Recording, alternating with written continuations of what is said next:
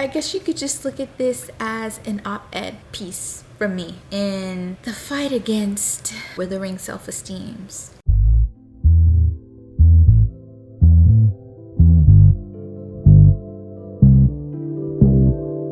Hey you guys, it's your girl Ivy, aka IO. If you know, then you know. And welcome back to my channel.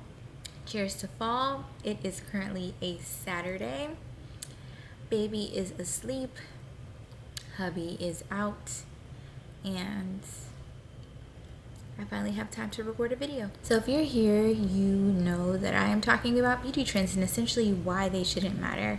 And I feel like the reason is obvious, but if it's not so obvious, I'll just state it outright. Beauty trends shouldn't matter because within the next 2 years, 3 to 5, and honestly at this point with how quickly things cycle through, within the next year, whatever existing beauty trend there is probably won't matter. I mean, right now, how many different aesthetics are going on? There's Barbie core, there's mermaid core, all of these cores out there. It's just like impossible to keep up. Years ago, everyone was trying to be like the Kardashians, whether there were the girlies who wanted fuller lips so they were overlining them, or the girlies who wanted wider hips and bigger bums so they were laying on an operating room table to get bbls. It's just always something. And now look at it, the very people who were trending or were at the top of these trends such as bbls are now reversing those very procedures. Where you once saw heavy makeup applications, and don't get me wrong, I still love a good full face beat, okay, that the girlies used to give a few years back.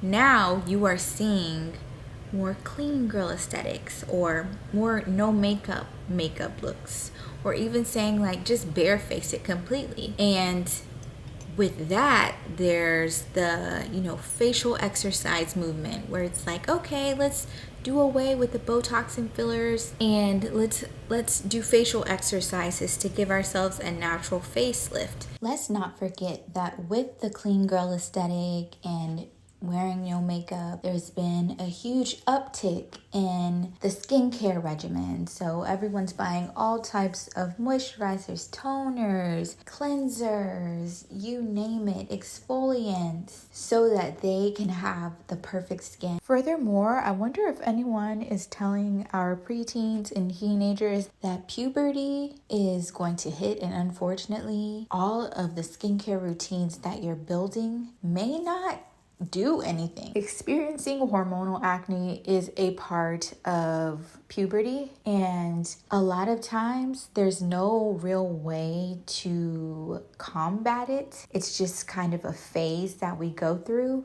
And don't get me wrong, I'm not saying that our girls and our boys should not be creating healthy skincare regimens for themselves.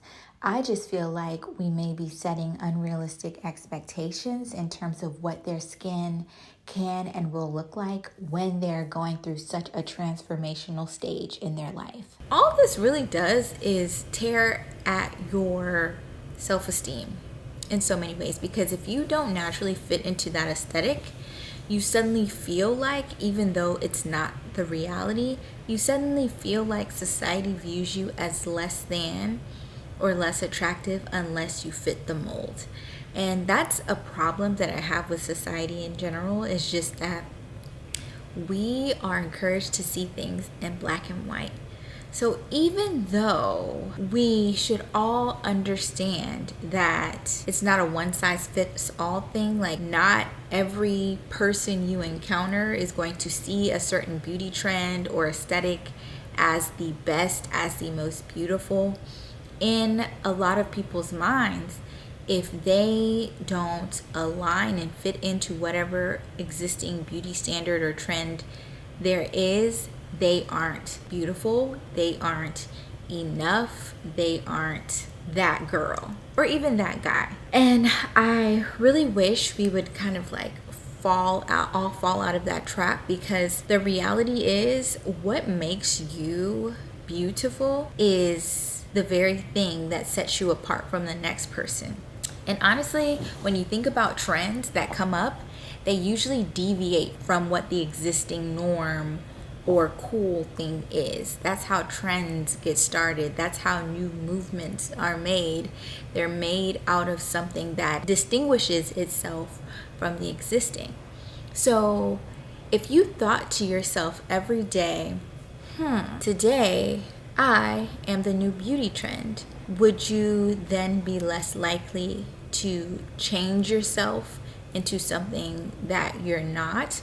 Or would you be less likely to chase after a certain aesthetic, a certain look, a certain trend, especially one that does not truly resonate with you? I think a part of the reason why beauty trends are pushed on us so much, because I don't think it's simply just, oh, I see this person, they look cool, I'm going to draw inspiration from them and take that look on, and then it suddenly becomes like an overwhelming wave of everyone doing it. I think a lot of it is pushed on us via the media, via companies who are trying to boost sales, increase their revenue each year. And in order to do that, sometimes, or a lot of times, that is presenting a new product that fits in with the new trend. So they create these trends so they can sell their products. In order to companies line their pockets, it's important for them to get you to buy into the idea that you need to change yourself so that you can spend a whole lot of bread. If we all did a lot more inner work, and I say this as someone who has done the work and is still doing the work, in terms of just accepting ourselves where we're at instead of where we could be, then we would be so much better.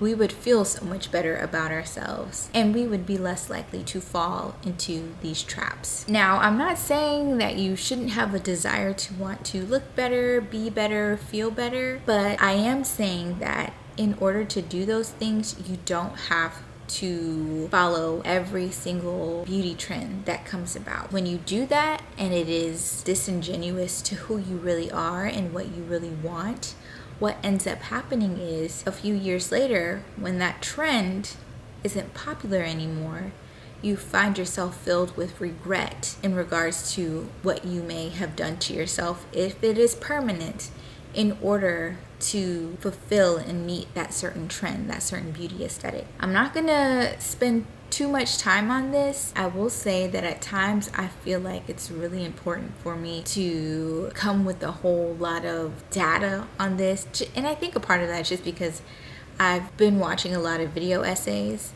and I sometimes feel like making these videos just won't be as impactful unless I come with research-backed data. But I guess you could just look at this as an op-ed piece from me in the fight against withering self-esteems, because of all of the fast fads and all of the constant content that we're being fed that makes us feel like we're not good enough unless we are doing exactly what everyone else is doing. Here to tell you that's not the case. And you start to feel a whole lot better about yourself when you opt out of that. That was just my long roundabout way of saying all that matters is that you know that you are enough, no matter what state you're in, no matter what you look like, whether you have a full face, bare face, whether you have a wig, weave, or none of it, whether you are dressed in designer or whether you are thrifting it out, you look damn good. And that all starts with looking at yourself and believing that. All right, so that's all I have for you guys. Thank you so much for watching as usual. If you feel this message at all, if you want to add to it, please leave it in the comments below. As usual, like, comment, and subscribe. And I will see you in the next video. Bye.